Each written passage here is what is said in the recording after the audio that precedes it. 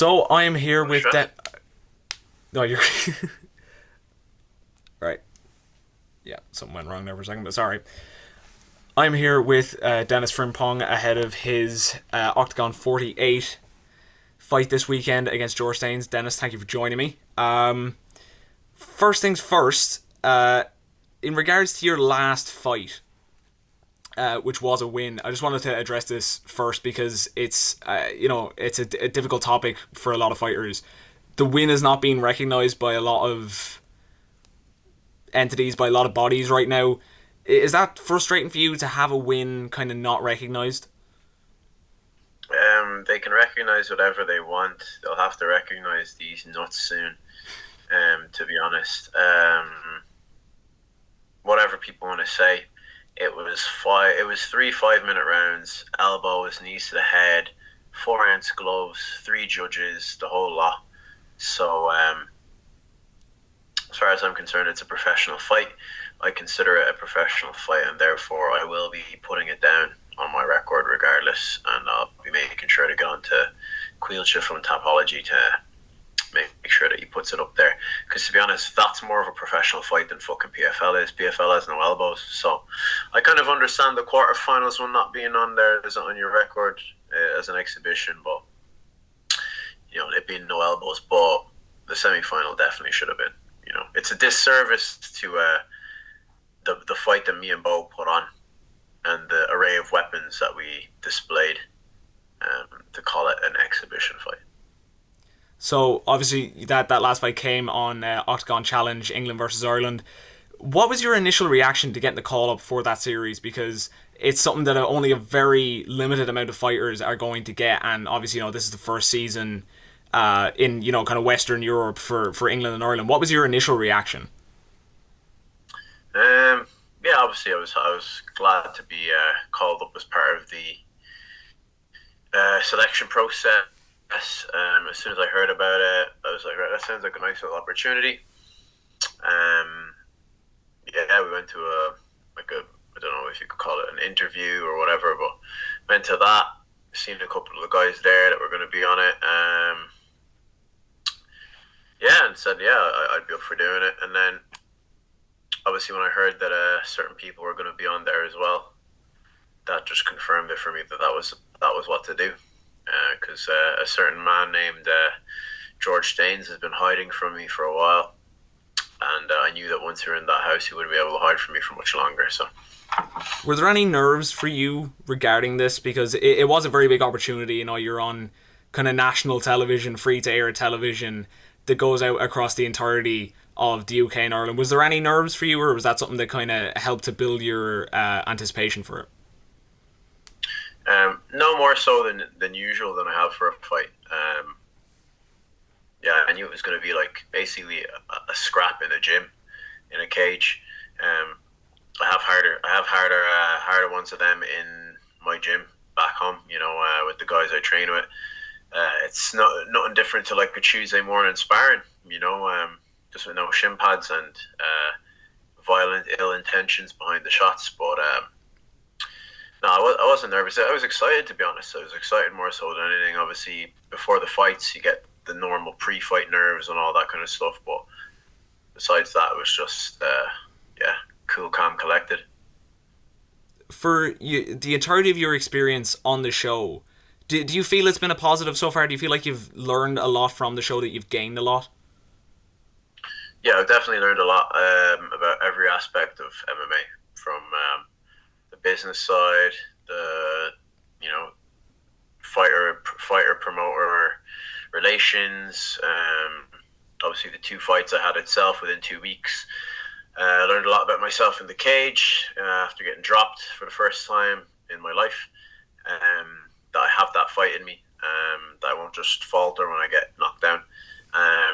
I learned that I can make 70 kilos twice in 2 weeks, and I can make 70 kilos on short notice if needs be.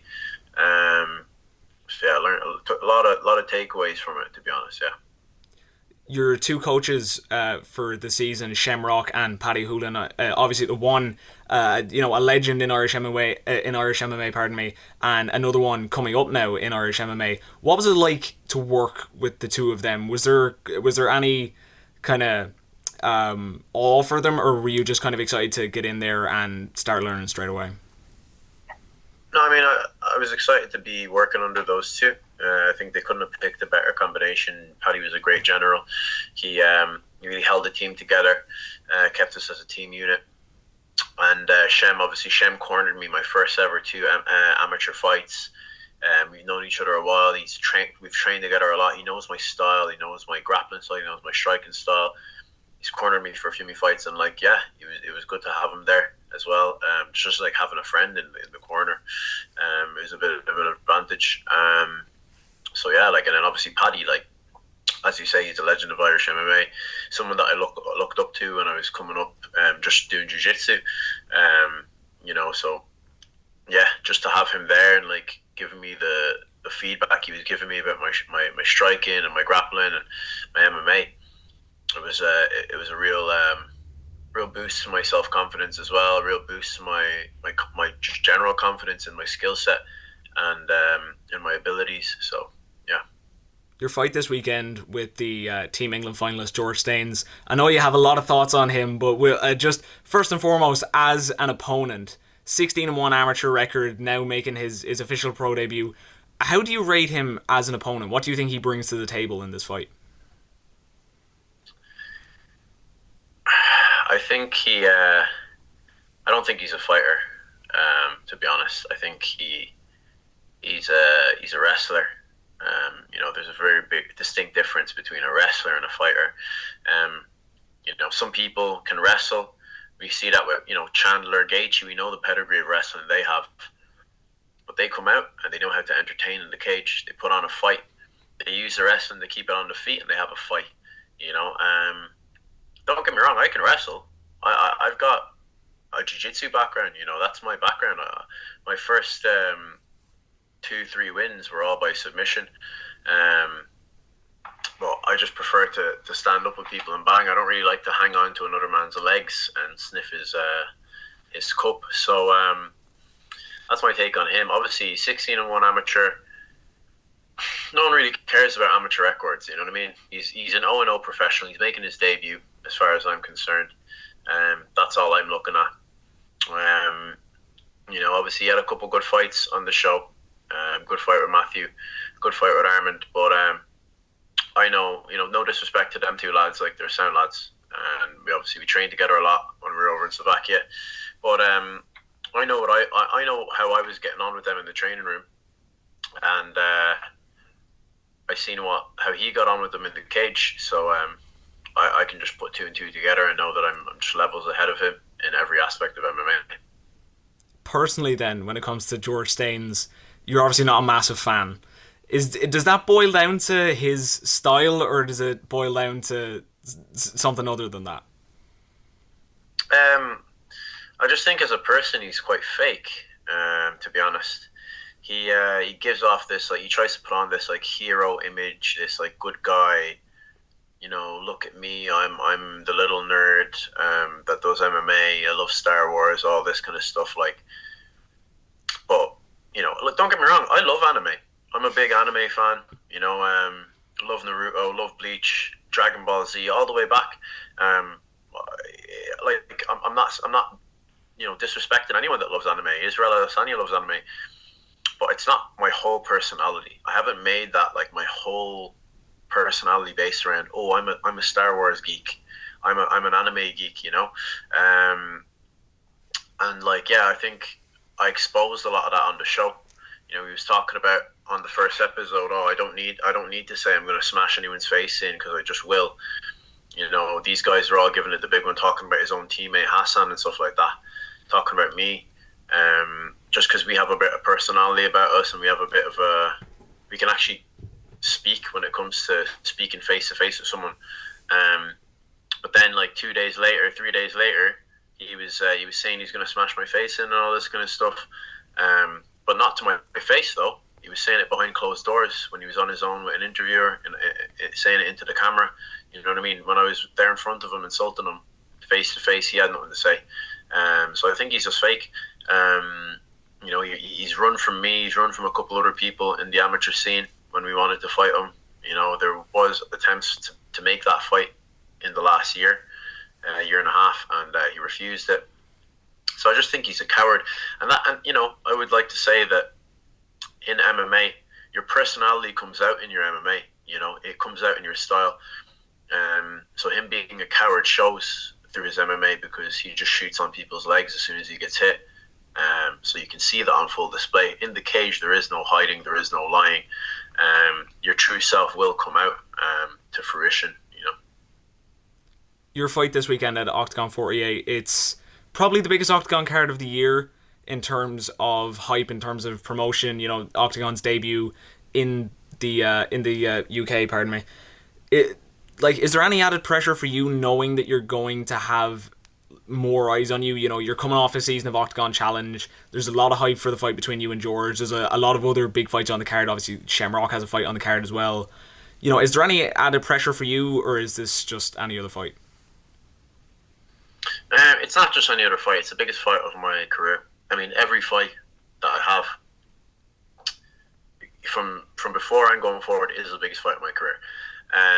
So there's not much pressure added, anything other than the pressure I put on myself, because I know how hard I've worked, how much I've sacrificed for this game, how much I've sacrificed for this sport, and how much I know my skill set is at the level that it is. So that's the only pressure I put on myself.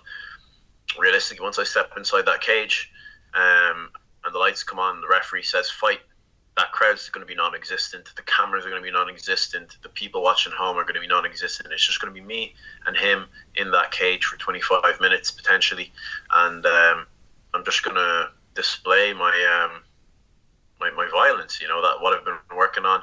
I'm going to show the world my art. And that's it. What does it mean for you to win Octagon Challenge and to win the contract and the prize at the end of it? Is it just a case of kickstarting your pro career and taking it to that next level, or is there you've come through the show now? There's a lot of hype. There's a lot of animosity between you and George. What does it mean for you to be able to pick up a win this Saturday? Obviously, it's everything, isn't it? It is the next step of my career, entering a major promotion in Europe, on a multi-fight deal, making some good money, especially for the stage I'm at in my career. Early days still, and it's pride and getting to take a good scalp home and put it on my mantelpiece.